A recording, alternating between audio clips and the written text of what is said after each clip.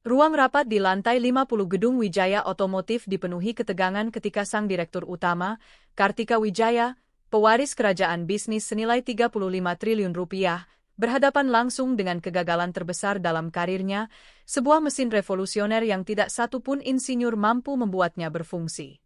Di hadapannya, di dalam kantornya yang terbuat dari kaca dan baja yang menghadap kota Jakarta, terdapat 12 insinyur terbaik di Indonesia yang selama 6 bulan telah bekerja sia-sia pada prototipe tersebut. Kartika, yang berusia 29 tahun dan terkenal dengan keangkuhannya, hampir kehilangan kontrak senilai 8,5 triliun rupiah dengan Toyota Indonesia ketika seorang petugas kebersihan mengetuk pintu.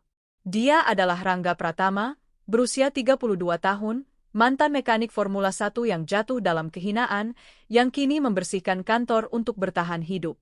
Dengan satu pandangan ke arah mesin, dia berkata, "Bu, saya tahu apa yang salah."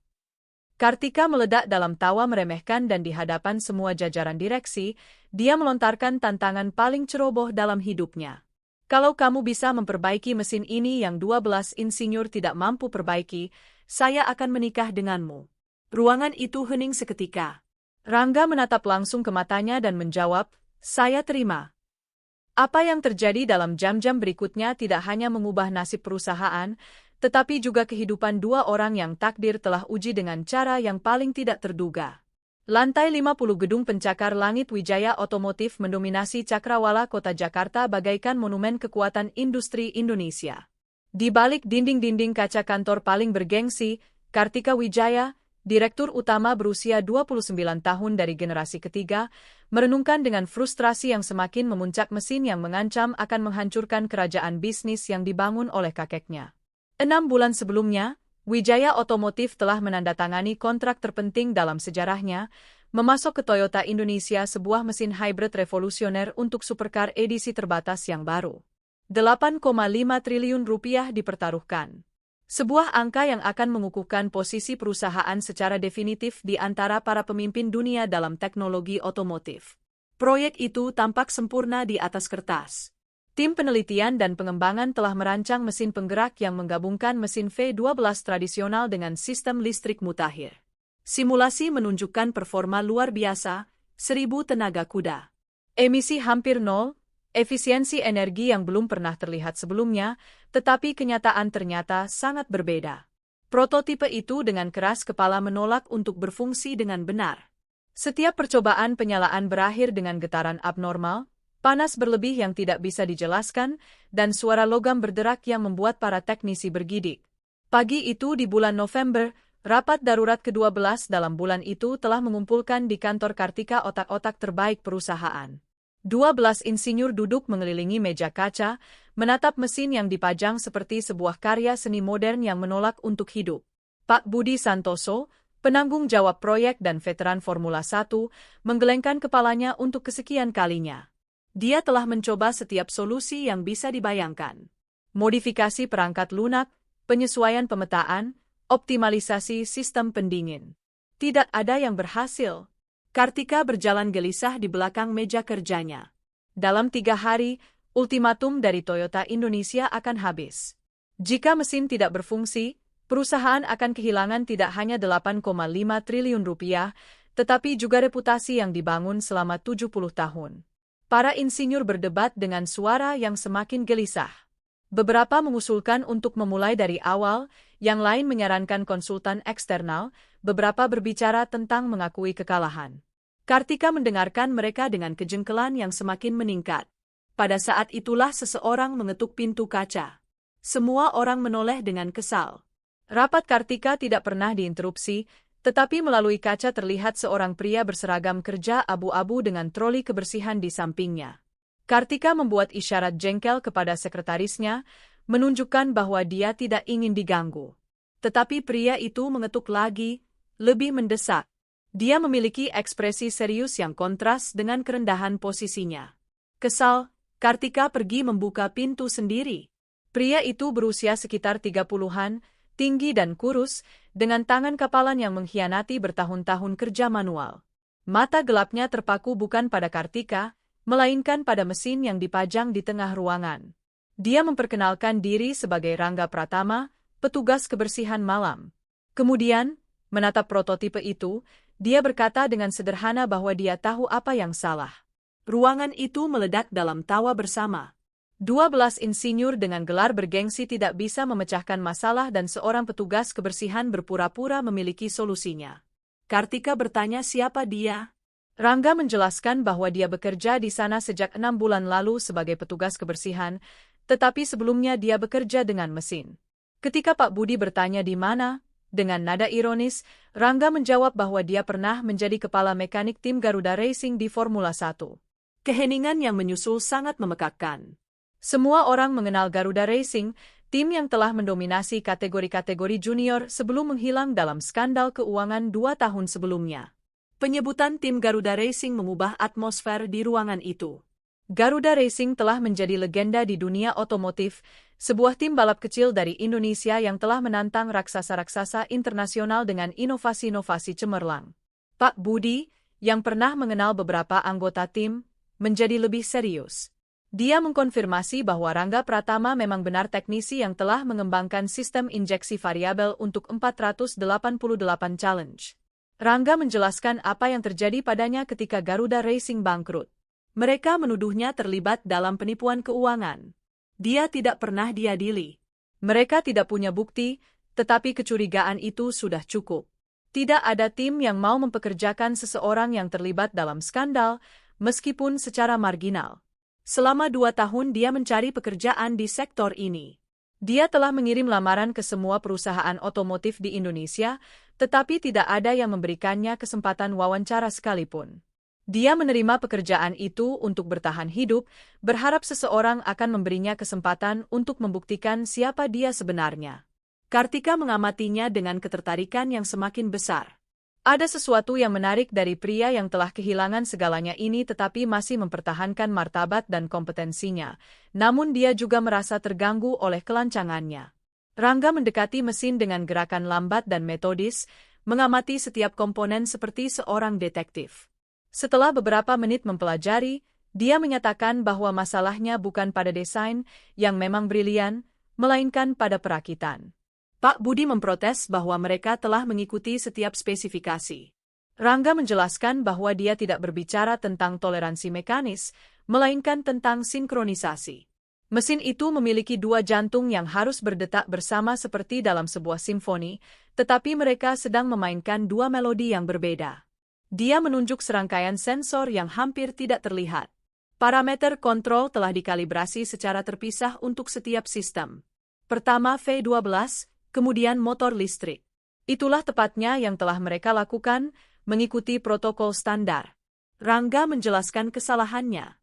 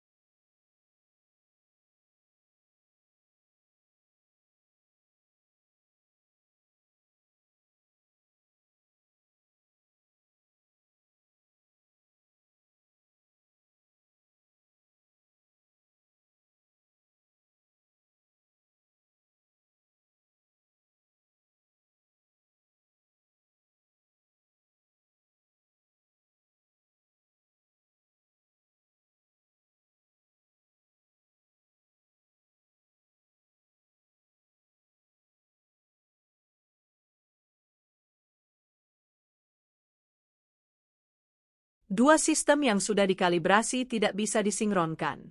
Keduanya harus dikalibrasi bersama secara bersamaan sebagai satu organisme hidup yang utuh. Penjelasan itu begitu sederhana sehingga terasa jenius. Kartika merasakan percikan harapan, tetapi juga skeptisisme. Jika solusinya begitu jelas, mengapa tidak ada orang lain yang memikirkannya? Dia berkata dengan sarkastis bahwa berbicara itu mudah, tetapi membuktikannya adalah hal lain. Rangga menatapnya dengan tenang. Dia tampak tidak terintimidasi oleh keagresifannya. Dia meminta satu kesempatan, 12 jam kerja, dan dia menjamin mesin itu akan bernyanyi seperti gamelan yang sempurna. Ruangan itu meledak dalam bisikan skeptis. Kartika merasakan kemarahannya naik.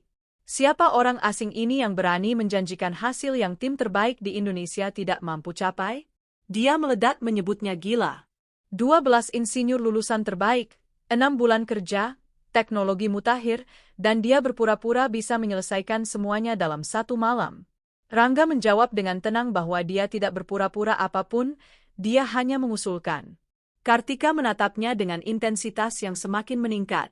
Ada sesuatu yang provokatif dari pria ini yang membangkitkan sisi kompetitifnya. Pilihan-pilihan semakin menipis. Dalam 3 hari dia harus mengakui kegagalan. Saat itulah kalimat yang akan mengubah segalanya keluar dari mulutnya, diucapkan dalam dorongan sesaat. Tahu apa? Kalau kamu benar-benar bisa memperbaiki mesin ini yang 12 insinyur tidak mampu perbaiki, saya akan menikah denganmu. Ruangan itu menjadi hening total. Semua orang menatap Kartika dengan ekspresi tidak percaya. Rangga tidak tersenyum. Dia menatap langsung ke matanya dengan keseriusan absolut. Saya terima. Kata-kata Rangga menggantung di udara seperti tantangan kepada takdir. Kartika langsung menyadari kegilaan yang telah dilakukannya, tetapi sudah terlambat untuk menarik kata-katanya di hadapan ruangan penuh saksi. Para insinyur saling berpandangan dengan ekspresi antara geli dan malu. Kartika mencoba mengambil kendali kembali dengan menetapkan aturan. 12 jam, dari pukul 8 malam hingga pukul 8 pagi. Jika mesin berfungsi, mereka akan menepati kesepakatan. Jika tidak, Rangga akan menghilang selamanya. Rangga menerima syarat-syaratnya. Dia meminta akses penuh ke laboratorium, ke alat-alat diagnostik, dan ke manual teknis. Kartika mengabulkannya dengan menegaskan bahwa dia akan bekerja sendirian, tanpa bantuan dari tim. Sisa hari itu berlalu dalam suasana yang surrealis. Berita tentang taruhan itu menyebar dengan cepat ke seluruh gedung. Beberapa karyawan menganggap situasinya lucu, yang lain khawatir, banyak yang diam-diam bertaruh tentang hasilnya. Kartika mencoba berkonsentrasi pada pekerjaan biasa, tetapi pikirannya terus kembali pada apa yang telah dilakukannya. Bagaimana bisa dia bertindak begitu impulsif? Jika Rangga berhasil memecahkan masalah itu, dia akan berada dalam situasi yang mustahil. Pukul 8 malam, Kartika mengantar Rangga ke laboratorium. Itu adalah ruangan steril berteknologi tinggi, dipenuhi alat-alat diagnostik terkomputerisasi. Mesin itu diposisikan di atas bangku uji yang dikelilingi sensor-sensor. Kartika menegaskan bahwa kamera keamanan akan merekam semuanya untuk memastikan dia bekerja sendirian. Rangga memandang sekeliling dengan udara seseorang yang akhirnya merasa berada di rumah. Matanya bersinar mengamati alat-alat itu. Sebelum Kartika pergi, dia bertanya mengapa Rangga menerima tantangan itu. Meskipun dia berhasil, apa yang akan dia dapatkan? Dia tidak mungkin berpikir bahwa dia benar-benar akan. Rangga memotongnya, menjelaskan bahwa dia telah kehilangan segalanya 2 tahun lalu. Pekerjaan, reputasi, masa depan. Ini adalah satu-satunya kesempatan untuk membuktikan siapa dirinya sebenarnya. Jika gagal, dia akan tetap dalam situasi yang sama. Jika berhasil, dia akan membuktikan bahwa Rangga Pratama masih bernilai. Soal pernikahan, dia bilang bahwa Kartika tidak akan pernah menikah dengan seseorang seperti dia dan mereka berdua mengetahui itu, tetapi dia akan menepati janjinya dan itu akan menjadi kehormatan baginya. Malam itu Kartika tidak bisa tidur. Dia tetap terjaga di apartemen mewahnya di Menteng, membayangkan apa yang sedang terjadi di laboratorium. Dia terkejut mendapati dirinya berharap Rangga berhasil, bukan begitu banyak karena implikasi pribadinya melainkan karena keadilan puitis dari situasi tersebut. Pukul 6 pagi dia tidak tahan lagi, dia pergi ke kantor 2 jam lebih awal dari yang dijadwalkan. Kamera mengkonfirmasi bahwa Rangga telah bekerja sepanjang malam, sepenuhnya tenggelam dalam elemennya, membongkar dan memasang kembali komponen dengan presisi bedah. Tepat pukul 8, Kartika memasuki laboratorium, diikuti oleh tim insinyur yang tidak ingin melewatkan momen kebenaran. Laboratorium itu memiliki suasana seolah telah menjadi medan pertempuran epik. Lembar-lembar perhitungan berserakan di mana-mana. Alat-alat diagnostik menampilkan grafik yang kompleks dan di tengah semuanya, mesin itu tampak berbeda. Bukan secara fisik, tetapi ada sesuatu dalam kehadirannya yang menunjukkan perubahan fundamental. Rangga berdiri di samping bangku uji. Seragam kerjanya kotor oleh oli, rambutnya acak-acakan, tetapi matanya bersinar dengan cahaya yang tidak ada hubungannya dengan kelelahan. Dia memiliki penampilan seorang jenderal yang telah memenangkan pertempuran yang mustahil. Kartika mendekat diikuti oleh tim insinyur yang skeptis namun penasaran. Pak Budi membungkuk di atas komputer kontrol, mempelajari parameter yang telah Rangga masukkan selama malam. Setelah beberapa menit, dia bergumam tidak percaya. Rangga telah mengkalibrasi ulang seluruh pemetaan dengan algoritma yang Pak Budi tidak kenali. Rangga menjelaskan bahwa beberapa di antaranya telah dia kembangkan pada masa Garuda Racing untuk menyinkronkan KERS dengan mesin utama.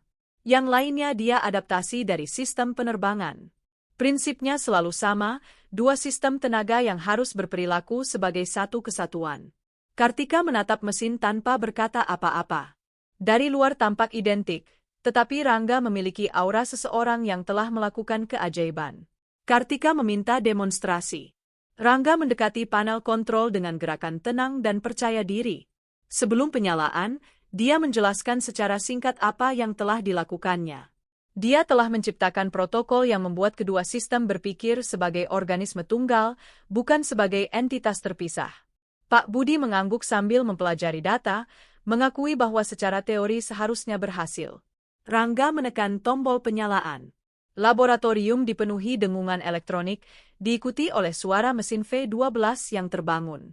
Tetapi alih-alih getaran yang tidak menyenangkan dan suara logam berderak seperti sebelumnya, mesin itu mulai berputar dengan suara yang merupakan musik mekanis murni. Apakah kamu menikmati cerita ini? Tekan tombol suka dan jangan lupa subscribe ke channel ini. Sekarang kita lanjutkan videonya. Parameter di monitor menunjukkan nilai-nilai sempurna, suhu optimal, konsumsi dalam batas normal, emisi hampir nol. Yang paling luar biasa adalah harmoni antara kedua sistem penggerak. Perpindahan dari mesin termal ke listrik terjadi tanpa keraguan, seolah-olah keduanya dirancang untuk bekerja bersama sejak awal. Kartika kehabisan kata-kata. Para insinyur berkerumun di sekitar monitor dengan tidak percaya. Mesin yang telah membuat mereka putus asa selama berbulan-bulan kini berfungsi lebih baik dari prediksi teoretis. Pak Budi berbisik bahwa ini mustahil, bahwa parameternya lebih baik dari yang diperkirakan oleh desain aslinya.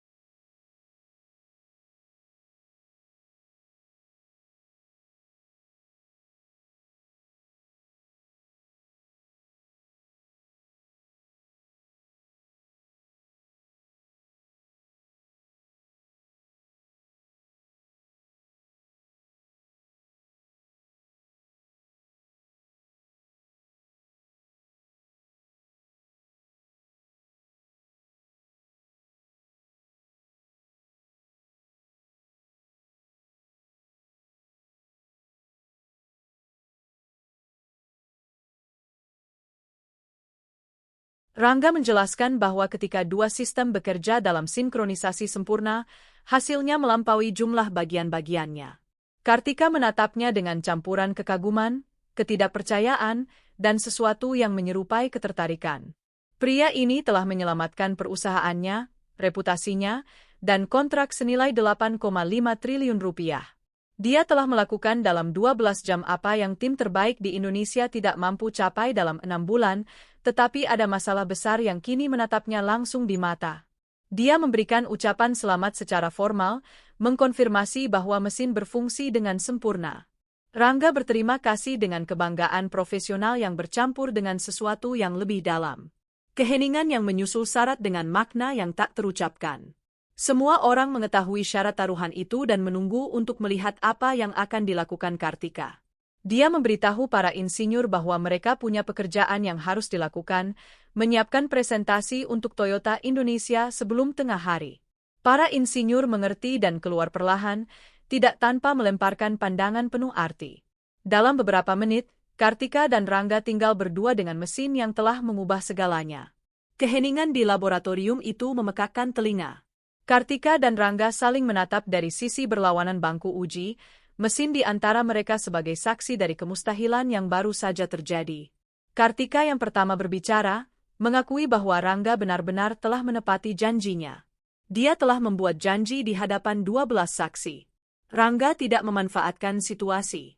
Dia tetap menunggu Kartika memutuskan bagaimana menangani situasi paling surrealis dalam hidupnya.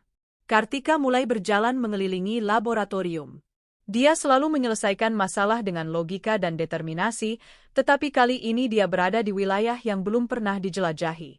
Dia mencoba membingkai situasi sebagai provokasi, sebuah lelucon yang diucapkan dalam dorongan sesaat.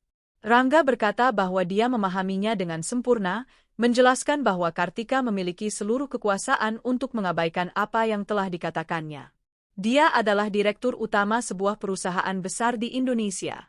Dia seorang mantan mekanik yang membersihkan kantor, tetapi ada sesuatu dalam nada bicara Rangga yang menghantam Kartika. Bukan kebencian, melainkan kepasrahan yang menyedihkan. Kartika bertanya apa yang benar-benar dia inginkan. Rangga menatapnya dengan intensitas. Dia tidak cukup naif untuk berpikir bahwa mereka benar-benar bisa menikah. Kartika hidup di dunia emas 50 lantai di atas kenyataan. Dia tinggal di sebuah kontrakan kecil di Bekasi, naik KRL dan angkot untuk sampai ke tempat kerja. Dia menjelaskan apa yang benar-benar dia inginkan, pengakuan publik karena telah memecahkan masalah tersebut. Perekrutan di tim penelitian dengan peran yang pantas sesuai kompetensinya, dan mempertahankan fiksi pertunangan selama waktu yang diperlukan untuk membangun kembali reputasinya. Proposal itu rasional dan pragmatis, sebuah kesepakatan bisnis yang menyamar sebagai kisah cinta. Kartika akan menyelamatkan muka dengan menepati janjinya. Rangga akan mendapatkan kesempatan untuk kembali bekerja di sektor yang dicintainya. Setelah beberapa bulan, mereka akan menemukan bahwa mereka tidak cocok. Kartika mempelajari wajah Rangga mencari sinisme, tetapi melihat keputusasaan yang terselubung pragmatisme.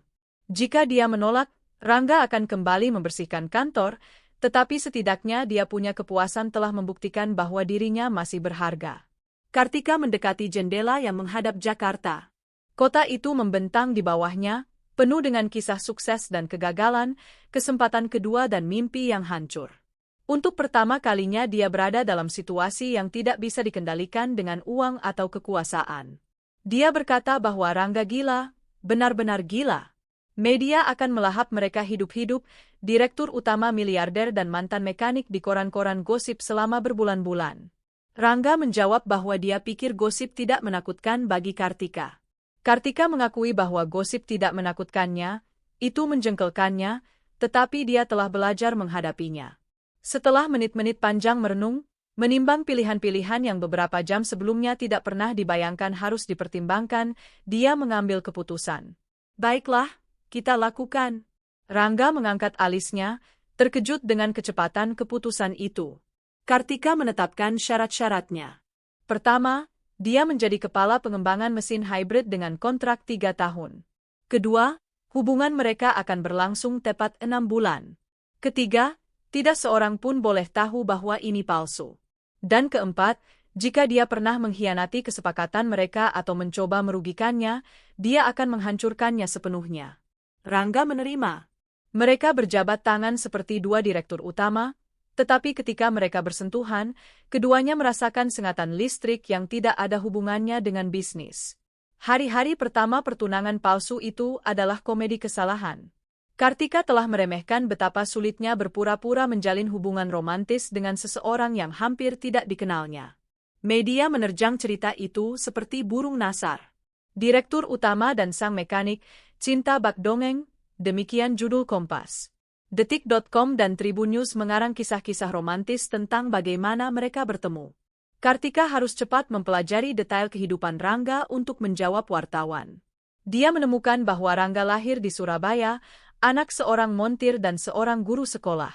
Dia telah belajar teknik mesin di ITB, lulus dengan nilai tertinggi sebelum ditemukan oleh dunia Formula 1. Rangga harus beradaptasi dengan dunia emas Kartika.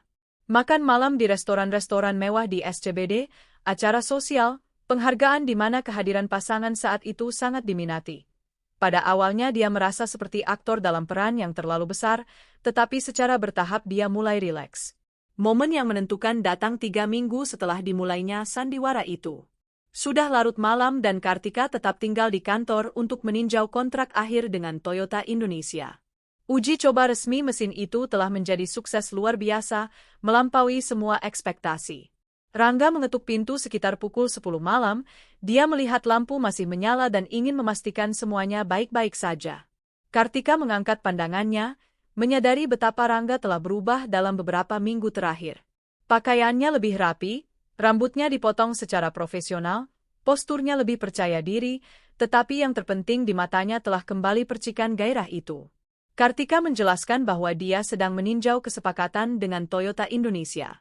Berkat dia, mereka telah mendapatkan syarat yang bahkan lebih baik. Rangga duduk dan meminta izin untuk mengajukan pertanyaan pribadi. Dia ingin tahu mengapa Kartika benar-benar menerima kesepakatannya. Dia bisa saja mengabaikan taruhan itu tanpa konsekuensi. Kartika meletakkan penanya dengan penuh pemikiran.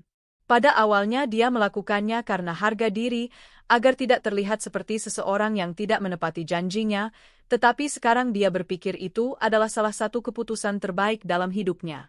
Rangga telah menyelamatkannya. Dia telah memecahkan masalah yang hampir merenggut segalanya, tetapi yang terpenting dia telah membuatnya mengerti bahwa bakat sejati tidak ada hubungannya dengan gelar atau silsilah keluarga. Dia berdiri menuju jendela.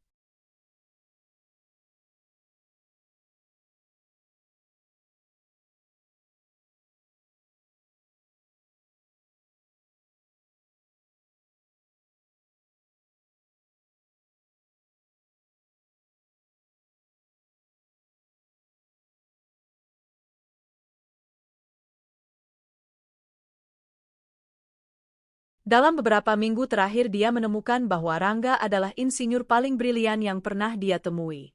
Solusi-solusinya inovatif, elegan, dan efektif. Tim menyukainya karena dia memecahkan masalah yang dianggap mustahil. Tetapi ada sesuatu yang lebih. Dia menyukai sosok dirinya ketika bersama Rangga. Kurang arogan, kurang yakin bahwa dirinya selalu benar.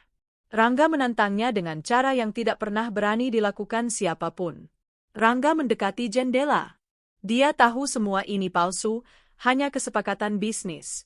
Tetapi dalam beberapa minggu terakhir dia mulai lupa di mana fiksi berakhir dan sesuatu yang lain dimulai. Rangga mengakui bahwa dia juga mulai lupa. Ciuman pertama mereka lembut dan ragu-ragu, seolah mereka sedang melintasi garis yang belum dikenal. Ketika mereka berpisah, mereka saling menatap dengan mata yang baru. Kartika berbisik bahwa ini memperumit segalanya.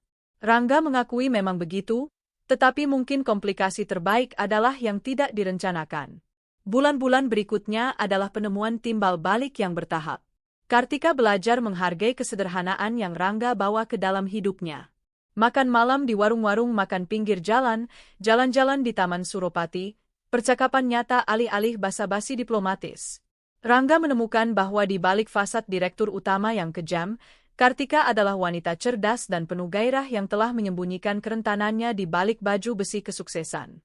Tim penelitian dan pengembangan menjadi yang paling inovatif di perusahaan di bawah kepemimpinan Rangga. Metode-metodenya yang tidak konvensional membawa terobosan teknologi yang menempatkan Wijaya Otomotif di garda depan sektor ini, tetapi perubahan terbesar ada pada Kartika. Para investor menyadari bahwa dia menjadi lebih kolaboratif, kurang tertarik untuk mendominasi dan lebih fokus pada hasil.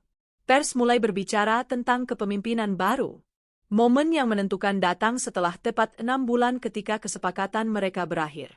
Mereka berada di laboratorium tempat semuanya bermula, menatap mesin yang kini sedang diproduksi untuk Toyota Indonesia. Kartika berkomentar bahwa secara teknis kesepakatan mereka berakhir hari itu. Mereka harus mengumumkan perpisahan, memberitahu media bahwa mereka menemukan ketidakcocokan. Mereka saling menatap dalam diam selama beberapa menit yang panjang. Lalu Rangga tersenyum dan berkata bahwa ada masalah. Dia benar-benar telah jatuh cinta padanya. Kartika merasakan jantungnya seakan melompat. Ini masalah serius, sangat serius, karena dia juga benar-benar telah jatuh cinta padanya. Ciuman kedua itu sama sekali berbeda dari yang pertama. Tidak ada lagi keraguan, melainkan kepastian dua orang yang telah menemukan sesuatu yang nyata di tempat yang paling tidak terduga. 1 tahun kemudian, akad nikah dan resepsi pernikahan Kartika dan Rangga yang sesungguhnya menjadi acara sosial tahun itu. Bukan hanya karena kontras romantisnya, tetapi karena merepresentasikan sesuatu yang mendalam, bukti bahwa cinta bisa lahir dengan cara yang paling tidak terduga. Selama resepsi, Kartika menyampaikan sambutan yang menjadi legendaris. "Setahun yang lalu saya membuat taruhan paling gila dalam hidup saya. Saya pikir saya hanya mempertaruhkan reputasi saya. Saya tidak tahu bahwa saya sedang mempertaruhkan masa depan dan kebahagiaan saya. Rangga tidak hanya memperbaiki mesin yang rusak, dia memperbaiki saya." Rangga menjawab, "Setahun yang lalu saya adalah pria yang telah kehilangan segalanya. Kartika memberi saya bukan hanya kesempatan kedua secara profesional, tetapi kesempatan pertama untuk mencintai dengan sungguh-sungguh.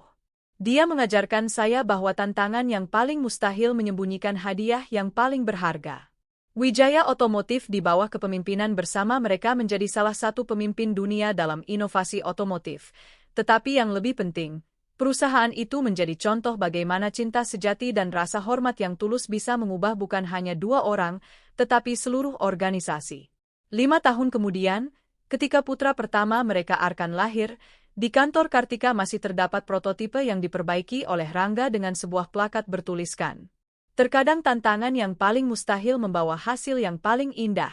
Kisah ini menjadi legenda di dunia industri bukan karena aspek romantisnya, melainkan karena telah membuktikan bahwa bakat sejati bisa muncul dari kondisi apapun, bahwa cinta bisa lahir dari situasi yang paling tidak mungkin, dan bahwa terkadang taruhan yang dibuat karena harga diri bisa berubah menjadi takdir terindah yang bisa dibayangkan. Setiap tahun pada hari peringatan tantangan itu, Rangga menyalakan mesin tersebut untuk mengingatkan bahwa keajaiban terjadi ketika bakat menemukan kesempatan dan cinta sejati ketika harga diri memberi jalan kepada kerentanan.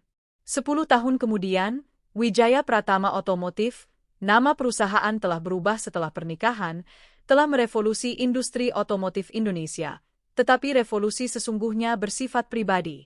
Dua orang yang telah belajar bahwa tantangan terbesar dalam hidup seringkali berubah menjadi hadiah yang paling berharga dan bahwa cinta yang paling autentik lahir ketika seseorang memiliki keberanian untuk bertaruh pada orang yang telah diremehkan dunia. Perusahaan telah memperluas operasinya ke Asia Tenggara, mendirikan pabrik di Vietnam, Thailand, dan Filipina. Rangga memimpin inovasi teknologi sementara Kartika menangani strategi global, menciptakan sinergi bisnis yang seefektif pernikahan mereka. Kisah mereka menginspirasi generasi baru pengusaha Indonesia yang memahami bahwa kepemimpinan sejati tidak datang dari gelar, melainkan dari bakat, dan bahwa kemitraan bisnis terbaik seringkali lahir dari rasa hormat yang tulus dan kekaguman yang murni. Mesin yang telah mengubah hidup mereka kini dipamerkan di Museum Teknologi Indonesia di Jakarta, bukan hanya sebagai karya teknik yang brilian, tetapi sebagai simbol bahwa cinta dan kesuksesan profesional bisa tumbuh bersama ketika didasarkan pada nilai-nilai yang autentik. Rangga dan Kartika terus menantang konvensi sosial, membuktikan bahwa perbedaan kelas tidak berarti apa-apa ketika dua orang berkomitmen untuk membangun sesuatu yang indah bersama. Kisah mereka menjadi bukti hidup bahwa Indonesia telah berkembang menjadi masyarakat di mana prestasi menang atas hak istimewa dan di mana cinta sejati bisa mekar di tempat-tempat yang paling tidak terduga. Tekan tombol suka jika kamu percaya bahwa bakat sejati bisa muncul dari kondisi apapun. Tulis di kolom komentar ceritakan kapan kamu pernah meremehkan seseorang karena penampilannya. Bagikan video ini untuk menghormati mereka yang tidak pernah menyerah meskipun jatuh berkali-kali. Jangan lupa subscribe untuk lebih banyak kisah pembalasan yang mengubah segalanya. Terkadang orang yang bisa menyelamatkanmu adalah orang yang kamu abaikan. Terkadang taruhan paling gila membawa hasil yang paling indah dan terkadang cinta lahir ketika harga diri memberi jalan kepada rasa hormat.